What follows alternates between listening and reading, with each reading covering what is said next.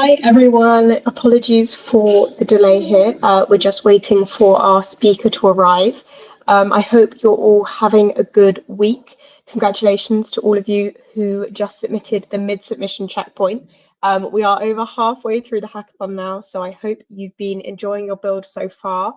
And the purpose of the session today and in the next couple of weeks is we want you to start switching your mindset to thinking about the final submissions. So that is thinking about what you're going to submit, thinking about how you're going to pitch your project, and starting to prepare your materials. I have just got a message from our speaker that he's joined, but I can't see him. Manu. Oh, yes, no, I can see Manu now. Hi. You are muted. There you go. Nice. Now I can see you. Amazing. As I was just saying to everyone, congratulations for making it to the midway point of the hackathon. And now we're switching mindset into thinking about how we're going to present our projects. And that takes us to the session that we have today. We have Emmanuel from Validation Cloud with us, who is going to deliver what was last time an inspiring workshop on how to pitch your product. So hopefully everyone finds it really useful today as we start thinking about what we're going to submit and how we're going to present our project. So we can see your screen, it's looking good. I will hand over straight away to you. Okay, thank you. Let me go full screen. Can you see everything in full screen? Yes, it's looking good. Okay, and I apologize. I don't know if the sound quality is good enough. Fortunately, I'm at a trade show or conference this week at Consensus in Miami, so there may be a bit of background noise, so apologies in advance. But really excited to be here today. So today we'll talk a little bit about developing your pitch for the Mezo hackathon. Quick intro about me. So Emmanuel Marchal, I'm a Chief Revenue Officer for Validation Cloud. Feel free to connect with me on the Telegram. I dropped my link there. And I work for a company called Validation Cloud. We are an institutional grade infrastructure provider, and we also do on-chain intelligence. And more specifically with Mezo, we've been a partner of Mezo from day one as a launch validator, Genesis validator, and RPC partner. And so we offer testnet and mainnet RPCs for Mezo, which you're very free to use for the competition. Okay, so today we're talking about Mezo. For me, Mezo is very exciting because it brings Bitcoin, a lot of utility for Bitcoin in everyday finance. The hackathon really focused on this between making Bitcoin useful, making the Mezo token useful for the ecosystem, or MUSD as well. So let's talk about the hackathon. For me, hackathons are a great opportunity for you to get involved in a new ecosystem and get exposed to people who are going to decide if your ideas are worth investing in. And there might be a little bit of always a bit of a danger with hackathon. Like for me, an idea, there's a lot of ideas around, but what distinguishes a good idea from just an idea is one that has business clarity or that can make it into a viable business. So the best technical solution is not always the best idea. And conveying that your idea carries business potential is, to me, the most important when you're going to pitch what you've developed during the hackathon to the judges. And the way to pitch these ideas with business meaning is through a story. People like story. We connect a lot more with stories rather than factual things. And so how you're going to articulate your idea during the pitch and how you're going to tell that story is going to be what differentiates you from the other competitors. So today we'll talk a bit about this, and I'm going to try to give you some insight as to how to make a good story that will resonate with the judge. As far as the Mezo competition, there's different criteria that they're using for the evaluation. Some of it is about the integration, some of it about the technical implementation. We'll focus very much on the business viability of your ID today, not the UX. So that's what I'm going to focus on. So you're going to have a pitch to do. Make sure you spend time preparing for it. Make sure you rehearse it not one time, not 10 times, but if you can do it like 50, 100 times, it needs to come out like a flawless story that you live, that you embrace. It needs to come out like something connect with instantly. And so try your pitch with other people. Try your pitch with people you're friendly with, but where you feel maybe not entirely comfortable telling them the pitch. I think that will be the best way to testing if your pitch is resonate well, is clear enough, is impactful, convey a story that people want to engage with. So that's I would definitely encourage you to spend a lot of time and carving out some time for that pitch. We know that during a hackathon, a lot of time is being spent on building and thinking that just building the prototype is going to be enough. But and often I see people that like forget to spend time articulating their pitch, and unfortunately, all the stuff they built come to nothing because they were not able to convey why it matter and for who. So don't fall into the trap of, if you're a technical team and you're great at building, make sure you don't forget that you also need to be great at creating that idea and conveying what you've built and why it matters. It's all about the value. So what do you want in your pitch? There's tons of resources online. You can code it or ChatGPT it. You can have tons of ideas on how to do pitch. People, often judges will have seen a lot of different pitches, and therefore they will be used to a certain structure of a pitch. And so what you want is what's shown on this slide: introduction about what you're doing, about your team. For me, is one of the most important things. People invest and bet in teams, not in technical ideas. Often we know that the initial idea may not be the right one and you're going to pivot. And so your ability to pivot and build the next idea is going to be down to the team. So your team, what makes you unique, why it matters to you, and why you're the right person to trust or to bid on is critical. And so that needs to come out very quickly, clearly. Then you have, what problem are you solving? Is this an important problem? Is this a very large problem, or is this a small one? What's the opportunity? And then you can talk about what you build, the product demo. Where does it fit in the market? Are you alone doing this, or is there someone else already doing this? That's important. It's always good to have competition. You shouldn't be saying that you're the only one in the world to do this, because if you're the only one, maybe it's not something that's interesting, or maybe it is. But don't be afraid of mentioning that someone else is doing something like you're doing. And then talking about the traction, if you've just started, you're not going to have traction. But if you already started and launching that idea, you're probably going to have some traction. And so sharing what you have done or the early signs of adoptions or is going to be essential. And you should articulate this really well and be clear at the end what you're asking for, which could be connections, resources, investment. There's lots of different things that you may want for moving your ID forward. And so it's really important that you're explicit about this. Not assume that people will know. So these are typically the things in a pitch.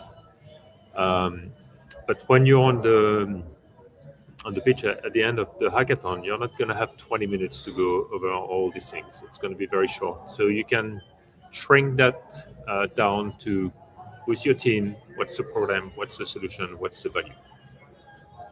And if you cover these four things really well, really clearly, but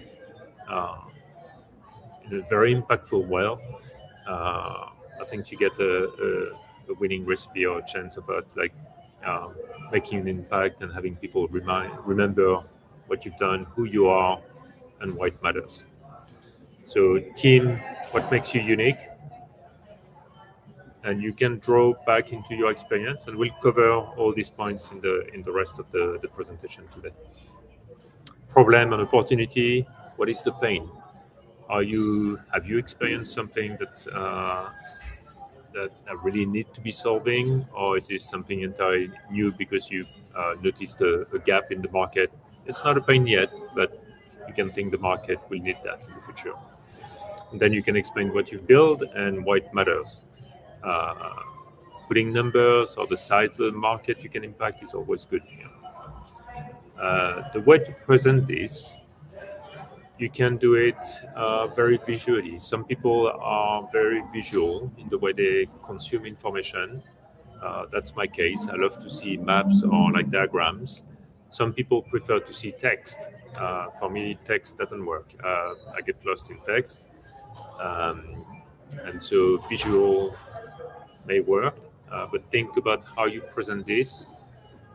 And I think one rule is if you present slides, think every word matter. Think every word costs you $100. And so if you think that, you're going to put less word on your slide and probably try to be more impactful with the words. So choose carefully what you say, what you put on the slides. So let's talk first about the team. If you're a team of just a few people, mention every key team member on the slide. Show a picture, show who you are, explain your background and why you're the best team. Try to convey in that team slide why you're the right team to be invested, why the judges should bet on you. So demonstrate what you've done. If you get background experience in crypto, mention what it is. If you worked in crypto companies, mention what they are. If you do something with AI, explain some project that you've done with AI. If you've experienced, I don't know, something about your experience that makes what you're building relevant, that can draw back to your childhood, mention it.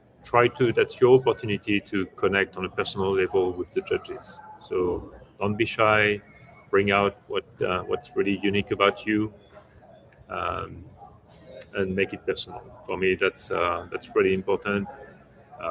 Often when I or when I look at vet different teams for investment, 50% of my choice is purely based on the people that I meet and how I can connect with them and whether I think I'm the right person for them to help them. So make sure you demonstrate that. Second thing is what is the problem? So why should I care? And to me that there's a lot of in crypto, but in every industry, there's a lot of people that think, hey, I get an idea, I'm going to build something, and then afterward they're like, oh, I need to find a problem for that idea. So start the other way around. Try to really articulate why this is really important, why it matters, what is the problem. If you can articulate what that problem is and why it's big, then you're going to be able to set the judges on a path for, okay, now I understand the size of the problem. I'm already waiting for what is the solution. So you've already set them down the path of choosing you. So explain the problem, explain its size. The size of the problem could be market size in billions of dollars. It could be a missed opportunity that impacts millions of people. It can be something about specific regions of the world or country that could be helped with the solution that you're designing. Whatever dimension you can use to quantify the problem and make it very specific, I think would be useful. Now, don't go start listing 20 different problems. Stick to 1, just one or maybe one and two, but no more. So make it impactful, make it big, and very simple to understand. Don't assume people are going to have like the whole technical background that you have. So make sure that you can explain it in simple words that maybe a non-crypto person can understand. Third, so let's talk about your solution. So now you get the team set up, you get the problem and the size of the problem that's articulated. Now it's your time to say, here's what we've done. Here's what we've done during the hackathon. And so there's simple ways of just framing what you said. For example, you can use the format, we've built this project that helps this type of users achieve this with MUSD or with Bitcoin or with Mezo. So a simple sentence like your solution should fit and what it solves should fit into a simple sentence. You might want to make it a little bit visual.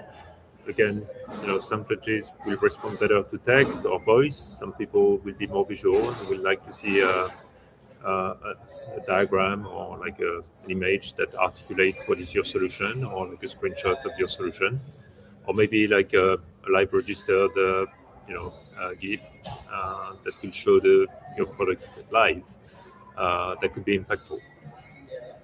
But so it's important to very simply describe what you do. One sentence. Try to do it in one sentence. To me, that's always a good way to know if you capture the essence of what you've done and why it matters and what it's doing for the users in a simple way. And another way of thinking about this is start from the end user point of view. Don't explain your technical solution. That doesn't matter. Explain what it does for the end user. So it allows an end user to send a remittance in MUSD via WhatsApp. That's very clear. You've built the magic under the hood, and the judge don't necessarily need to know that at that stage. They all need to understand how end users are going to be impacted and helped. That's for describing the solution. Demo time. If you have time to demo, keep it short. Attention span is very short today. The average attention span is now down to 2 seconds. Used to be 10 seconds with when TikTok came up, but it's down to 2 seconds now. So keep your demo for like very short, very impactful. Pick only the most important element of your demo. You don't need to show all the things that you've designed and built. I think that's less is more. Choose the most impactful, the stuff that articulate the use case you presented just in the previous slide, and focus on how it impacts the end user. Again, connect to the value. If you talk about users, their value, how it solved their problem, you have much more chance of making an impact on the judges rather than talking about how you've built all these things technically. And now with Claude, last time I presented this was 6 months ago. The ability to build stuff was 6 months ago was still required a bit of effort. Now, if you can code it in very little amount of time, so you're more likely to have like fully functional solutions or mockups, and so judges are going to be fully aware of that. So that for me is less difference. You further reinforce that the user outcome is what matters rather than the technical prowess to build your solution. It's more about understanding the pain and how you're solving that pain and the impact and the scale of what you're solving rather than the solution that you built. And if you do a demo, make sure you rehearse it 20, 30, 40, 50 different times. Make sure that it can run without connectivity, or if your computer is slow, like test in so many different ways that it's always going to go well on the time because you only have like 30-60 seconds to do it. Okay. So we've done the team, we've done the problem, we've done the solution, we've done the demo.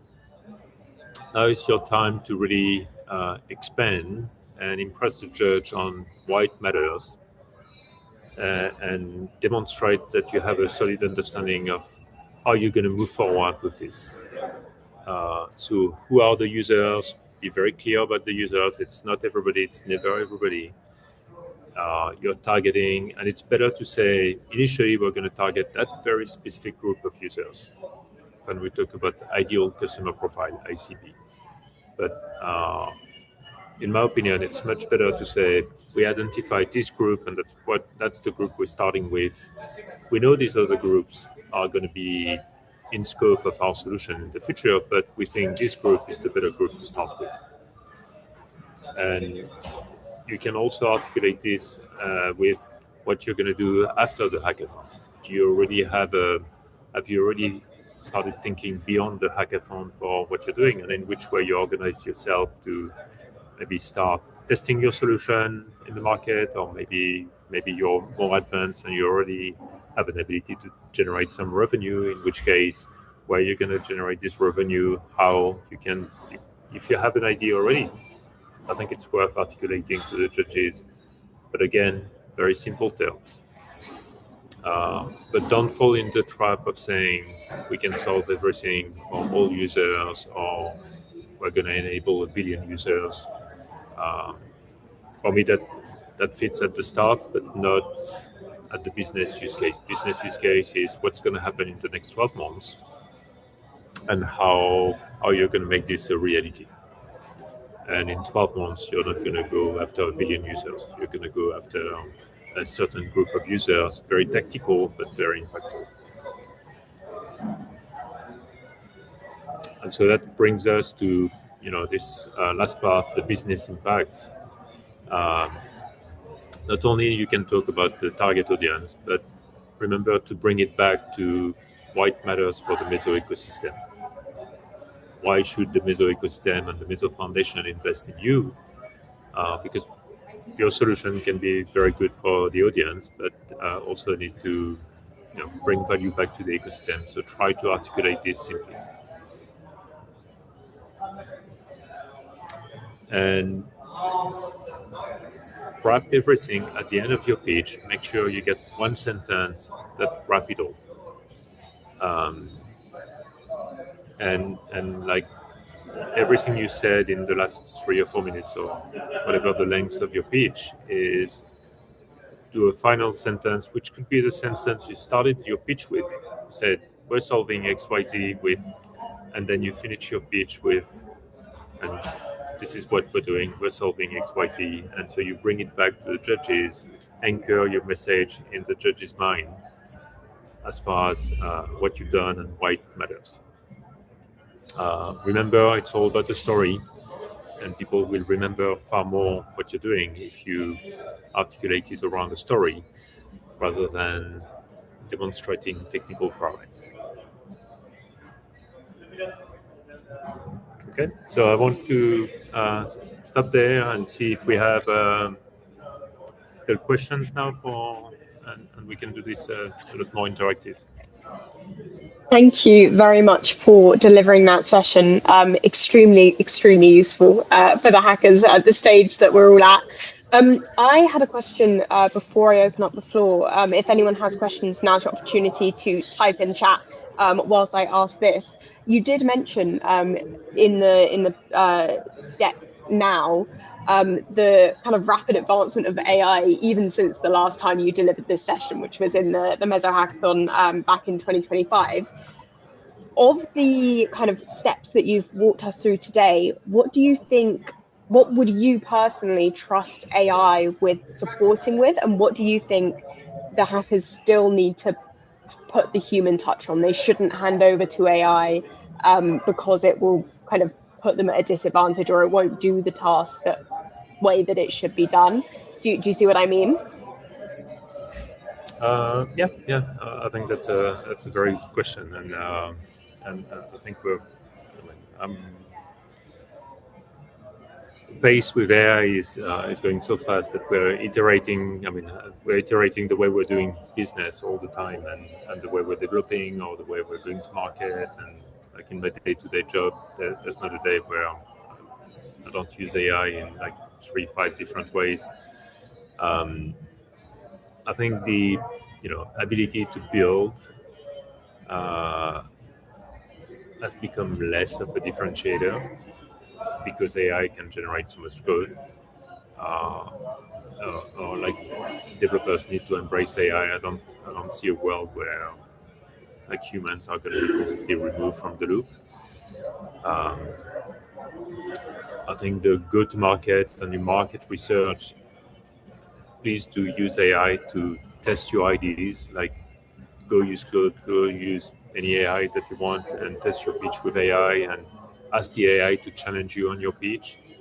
Ask the AI to challenge you on the idea that you have. Like there's so much like real-time feedback you can get, and that's totally game-changing. So don't come to the pitch without having testing, what you're doing, the ideas that you have, the market assumption, without sending it to the AI and see what it says. For me, that the one thing that emphasize even more is the team composition. At the end of the day, I'm not investing in an AI. Like if I were a judge or if I'm an investor, I'm not going to invest in AI. I'm investing in people that know how to use AI to do something. And so the team composition, the way you articulate it, who you are, your background, why it matters to you, if you've already run businesses or if you already did some projects, signs that show that you are a standout team, like an outstanding makeup, that the people in your team make sense together as well. And so I think AI can automate everything but the first slide, which is who we are. So yeah. That's really interesting. So something that I've noticed being around hackathons a lot and seeing lots and lots of submissions is especially in the last 8 to 12 months, lots of websites, lots of presentation decks have ended up looking basically the same, indistinguishable, because they've all got very similar design styles. They've all used similar copy. They have the same sort of tone. What would you suggest to people to stop them falling into the hole of kind of looking like everyone else? How do you make yourself stand out if everyone is using the same tools? That's tricky. That's a tricky one. Like your personality needs to come out. So how to do this? Don't fall in the trap of thinking the AI knows better than you, or format better than you. If you have conviction about certain things, keep it. Like if you think it should look that way, do it, even if the AI say it should be different, because the AI indeed is gonna, the AI in a way gentrifies everything, all the content, makes it look a little bit the same, like Starbucks everywhere. So don't be afraid of having your style, having your take more reflected in the slide. If you feel strongly about it, you can test it with AI. And it's all, for me, it's often with AI, like when I ask it to prepare, like for example, customer, like pitches that I prepare for customers, it will generate these things that looks like vanilla perfect. And then I'm gonna start cutting it and put my style in, which is a bit more direct, and that's who I am. And I know when I will start interacting with that customer, I will continue in my own style, not the AI style. So it's important that my pitch, whatever I'm writing or whatever I'm presenting, is reflective of who I am and what the future interaction is going to be. So don't be afraid of having your own style in it. I like that. And that also sort of, I guess, leans into the focus on the team. Is like, if that's what's setting you apart, then your style kind of goes through that as well. Rahith has asked what the ideal length for a pitch presentation is. I'm going to answer for the hackathon because it's 3 minutes. But can you talk to us about, in sort of beyond hackathons, what are the kind of expected lengths of pitches someone might be asked to deliver, and in what kind of circumstance? I think it depends. And the best way to know is ask the person. Like when I pitch like with Validation Cloud, when we are offering our services to a client, I aim for having a hook in under 15 seconds. So my pitch is no more than 15 seconds. That's the hook. Once I know I get their attention, then I can expand on it and make sure that I don't start boring them. But 15 seconds is the goal. And when I send a cold outreach email, again, it's like 3 lines because people don't have the attention span to go 4 lines. But if you're in doubt, go ask the person. That's one of the things that I prefer when people pitch to me, products, companies, or anything. One of the things that make them stand out is if they reach out to me before the pitch and tell me, hey, we're working on our pitch. We'd love some indication as to what would be the best format for you. And so use that trick. That's a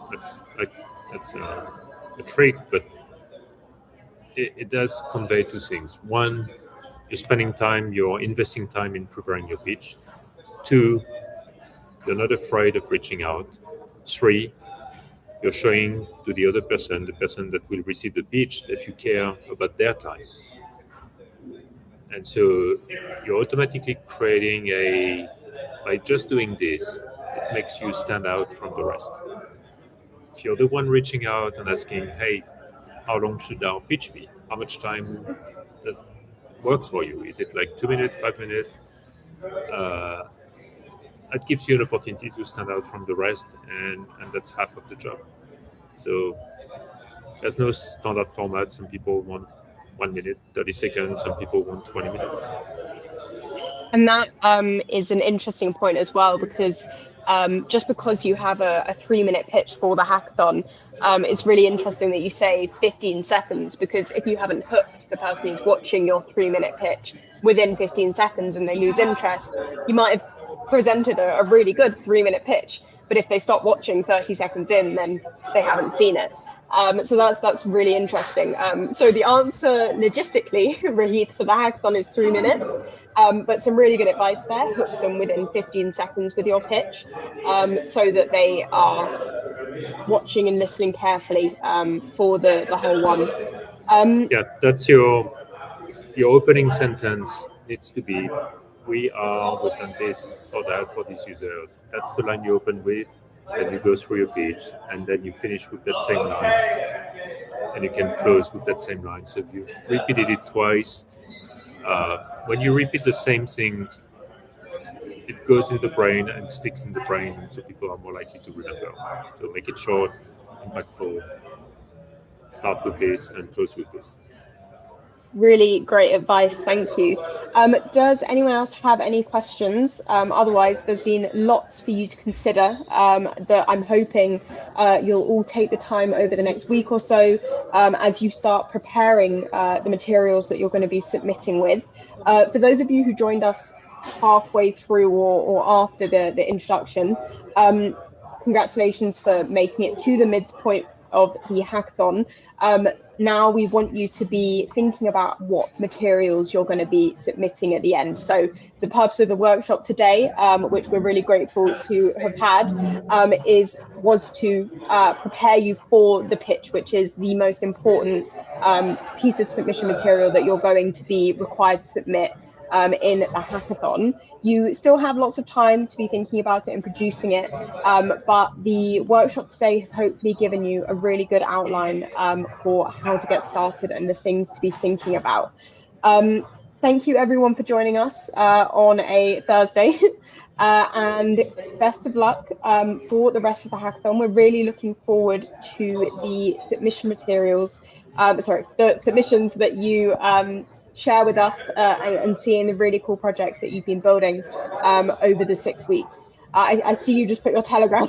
I think you just added it. Do you want to?